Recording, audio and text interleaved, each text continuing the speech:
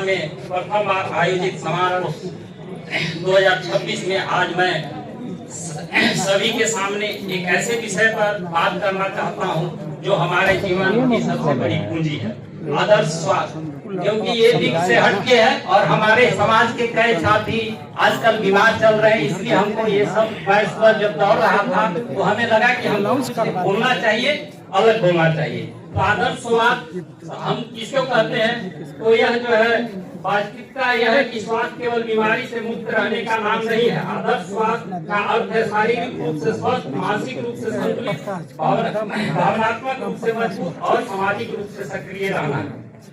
College जीवन हमारे जीवन का महत्वपूर्ण पड़ाव है। इस समय हम पढ़ाई, कैरियर, प्रतियोगिता, मित्रता और भविष्य की योजनाओं के बीच व्यस्त रहते हैं। इसी व्यस्तता में हम अक्सर अपने स्वास्थ्य की उपेक्षा करने लगते हैं। देर रात तक मोबाइल चलाना, अनियमित भोजन, जंक फूड, कम पानी पीना, व्यायाम की कमी, पर्याप्त नींद न लेना, ये आदतें धीरे धीरे हमारे स्वास्थ्य को प्रभावित करती है।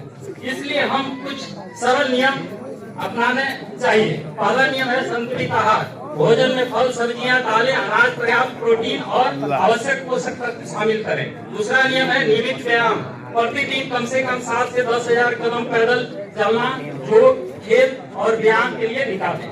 तीसरा पर्याप्त नींद। अच्छी नींद शरीर और मानसिकता दोनों को ऊर्जा प्रदान करती है। चौथा है तनाव।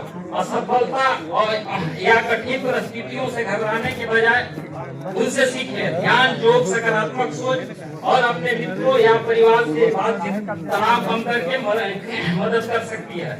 जब हम नौकरी शुरू करते हैं तो नई जिम्मेदारियां बढ़ जाती है। काम का दबाव, लंबे समय तक बैठना, स्क्रीन पर अधिक समय बिताना और अनियमित दिनचर्या स्वास्थ्य को प्रभावित कर सकती है। इसलिए कार्यस्थल पर वर्क लाइफ बैलेंस बनाए रखना जरूरी है।